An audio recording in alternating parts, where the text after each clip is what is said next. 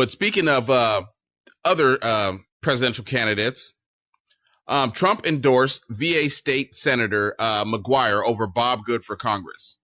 And so former President Donald Trump has endorsed State Senator John J. McGuire III over incumbent Republican Bob Good in the GOP primary for Virginia's 5th congressional district seat, dealing a blow to Good, as the House Freedom Caucus chairman seeks a 3rd term.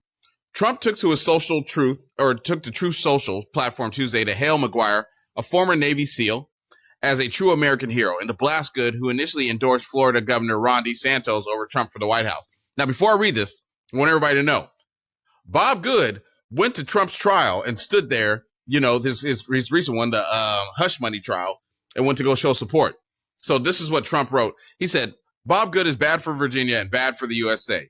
He turned his back on our incredible movement and is constantly attacking and fighting me until recently, when he gave a warm and loving endorsement, but really it was too late. So this is Trump. Trump just basically turned against the guy. Yeah, he said, endorsement, but really it was too late. The damage has been done. I just want to make America great again. The person that can most help me do this is Navy SEAL and highly respected state legislator John McGuire, a true American hero. John, who fought the cartels on the front line and then came home and fought the drug dealers in Virginia, will always put America first. Now, think about it. The reason I brought this article up is because nobody is safe in a Trump presidency. Nobody. It's like he has no loyalty. It's crazy. Everyone that's ever left him, he's like, forget you. I don't need you anymore. You know what I'm saying? It's like he's dogged them all, everyone around him. And that just makes me question his leadership values. You know what I'm saying? Why do you feel that? Why do you feel that way? I mean, you feel because I feel like, honestly, when I look at this situation, it's probably because the other guy paid him more. He gave him more money in campaign contributions. That's just what I believe happened. Yeah. You know what I mean? Like he found that this guy was no longer of value to him. And so he went with the next best thing. That's what Trump is. Trump he's not I won't say he's not loyal, because he does stick pretty closely to the people that he's dealt with, but he's showing you with even Michael Cohen kicked him to the curb when he felt that, you know what I mean, I'm moving on to bigger and better things. Michael Cohen's got to go. Got rid of him. You know what I mean? So, I mean, he's shown the ability to shake people. I think it's just, if you deal with somebody that ain't got no loyalty to nobody like that, who is you to them? Yeah. You know what I'm saying? To kick you to the curb, all kind of stuff. To me, it's just, it doesn't bode well. You know what I'm saying? Like, if this person ain't got no loyalty to nothing, that's what I'm saying. Like, if he gets caught up for all this stuff and they're like, we'll throw you in jail, I'd be like, give him a deal. Tell him to tell on everybody under him. And we'll let you go free, but you can't be on social media no more. I mean, you look at it, it's coming up pretty close here when he got they had their closing arguments. I think it was today. Yeah. You know what I mean? For the Trump situation, they said, per New York law, the defense team went first in the closing arguments. Trump's lead lawyer, Todd Blanche, said, while we all call this the hush money trial, it's really about this falsification of business records that are meant to cover up the hush money payment to Stormy Daniels. He argues this is not a hush money case, it's a paper case. And Donald Trump had nothing to do with any of that paper. That's 34 charges, invoices, letters, checks, and check stubs. He's basically saying that Trump's name's not on it. I'm not saying his name's not on it, but he didn't touch anything. And it's got to the point to where if you really look at it, I think they had gotten Cohen kind of caught up in a lie at one point in time in there. They were asking him about a phone call that he made. I don't know if you saw that, but they were talking about it was a phone call that he said that he made to Trump, but it was he said he got a prank call ahead of that from some kid, and he was going to call some intermediary that he had with Trump, and he called the guy talking to him about how to find the prank caller, but then it was a short phone call, and it ended up being ambiguous whether or not he talked to Trump or not. So they kind of caught him in kind of a lie. But still, you had Pecker up there from the National Enquirer telling what he was doing there.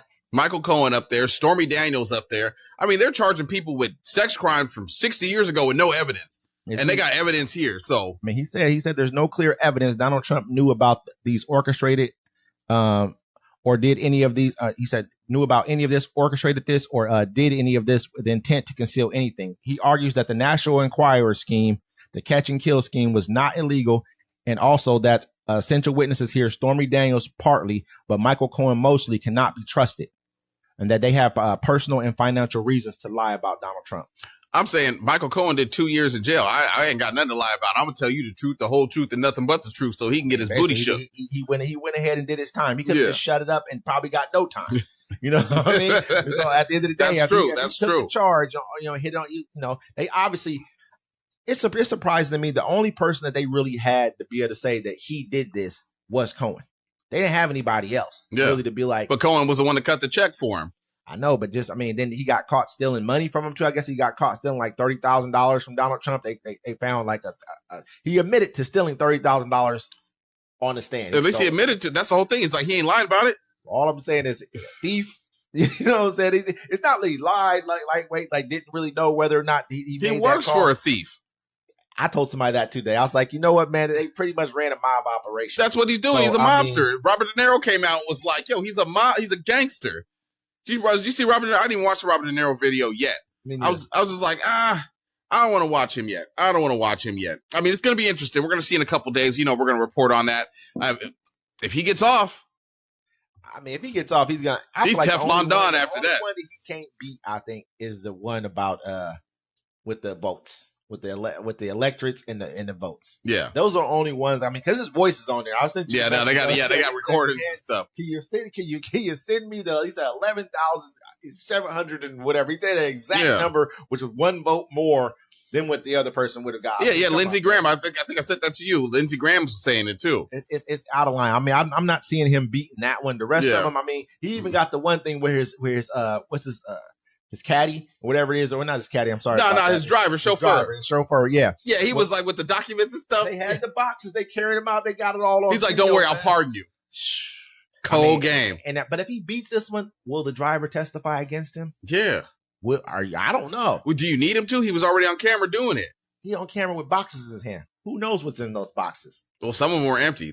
Does he know what was in those boxes? That's the whole thing. It's like, what's the stuff that he sold? If he gets to be president and I'm the driver, you better just shut up and take, you know what I'm saying? Like, go ahead, let him take the charge, let him go ahead. He gonna pardon you anyways. It doesn't matter. Pardon me right now for anything I may or may not. I kind of want to see his revenge tour too, but I mean, it's not gonna be good for us.